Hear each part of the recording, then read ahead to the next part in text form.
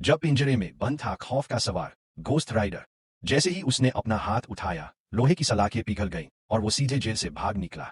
बाहर उसकी आग उगलती आत्मा की बाइक पहले से खड़ी उसका इंतजार कर रही थी। तभी एक गार्ड ने दौड़कर उस पर हमला किया, लेकिन घोस्ट राइडर ने उसे नुकसान नहीं पहुंचाया, बस ठंडी नजरों से देखा और बाइक पर सवार होकर आग जैसी स्पीड में उड़ चला। लेकिन कहानी यही नहीं रुकती। जैसे ही वो शहर के एक पुराने मेहराबदार पुल के पास पहुंचा, चारों ओर से पुलिस की गाड़ियों ने उसे घेर लिया। जवाब में उसने बाइक मोड़ी और सीधे पानी में छलांग लगा दी। हैरानी की बात यह थी कि वो पानी पर ऐसे चलने लगा जैसे वो कोई जमीन हो। पुलिस कुछ समझ पाती उससे पहले ही वो ओझल हो चुका था। लेकिन इस सब के बीच 3 राक्षसी शैतान भी उसकी तलाश में थे।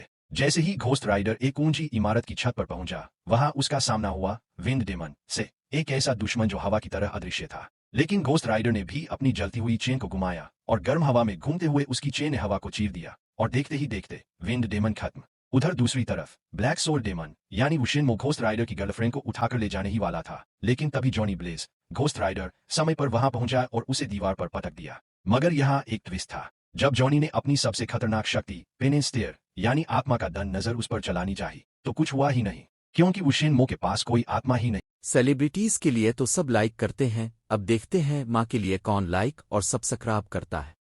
नहीं थी। फिर उसने घोस्ट राइडर को पकड़ लिया और जमीन पर पटकते हुए कहा, अगर अपनी गर्लफ्रेंड को बचाना है तो वो सोल कॉन्ट्रैक्ट लेकर 500 किलोमीटर दूर स्थित रिवेंज टाउन में मुझसे मिलो। अब जॉनी अकेला बाइक लेकर निकल पड़ा, सीधा पहुंचा एक पुराना कब्रिस्तान। वहां उसे मिला एक रहस्यमयी कब्रों का रखवाला, जिसने उसे लोहे के पुल के नीचे छिपा हुआ आत्मा बेचने वाला कॉन्ट्रैक्ट दिखाया। और फिर उसने कहा, मैं तुम्हें खुद रिवेंज टाउन छोड़कर आऊंगा। बस फिर क्या, उसने सीटी मारी और अचानक जमीन कांपने लगी। उसकी अपनी आग की सवारी घोड़ा बाहर आ गई